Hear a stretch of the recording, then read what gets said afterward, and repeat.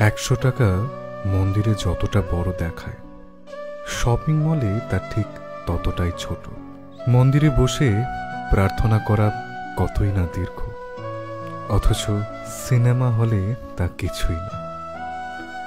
4 ঘন্টার একটা cricket match কিছুই না, অথচ মাত্র আধ ঘন্টা ঘরে বসে গীতা পাঠ করা অনেকের বিরক্তিকর। গীতার 2টি শ্লোক পড়া কতই না কষ্টকর, অথচ 2000 পৃষ্ঠার উপন্যাস ঠিক ততটাই আনন্দদায়ক।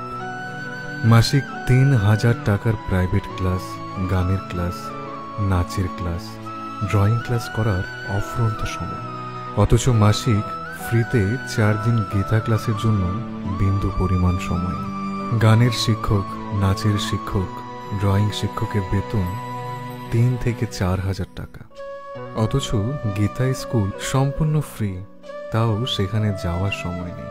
আমরা আধুনিক, আমরা এমনই, গীতা কোনো শেখা বা পড়ার বিষয় না, শুধু পড়ালেখা, নাচ গান শেখায় জীবনের আসল ক্রেডিট।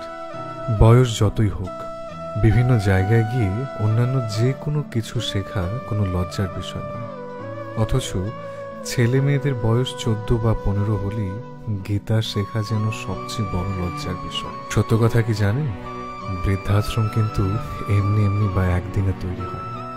আমাদের মতো সন্তানদের নৈতিক শিক্ষার অভাব ছিল বলে বৃদ্ধাশ্রম তৈরি হয়েছে। তাই যারা মমতাময়ী মাতৃকা মণ্ডলী, আপনাদের প্রতি আকুল আবেদন, আপনাদের সন্তানদের বাল্যকাল থেকে গীতামুখী, ভগবতমুখী করে তুলুন। না হয় এরাই একদিন আপনাদের বৃদ্ধাশ্রমে পাঠাবে, দুবেলা দুমুঠো ভাত দেবে না, কারণ এদেরকে সঠিক সময়ে সঠিক শিক্ষা থেকে বঞ্চিত করেছিলেন আপনি নিজেই। সর্বোপরি এটাই বলা বাহুল্য যে সবাই গীতা পড়ুন, গীতাকে ভালোবাসুন, ধর্মপথে জীবনকে চালিত করুন।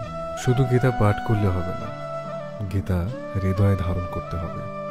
হরে কৃষ্ণ।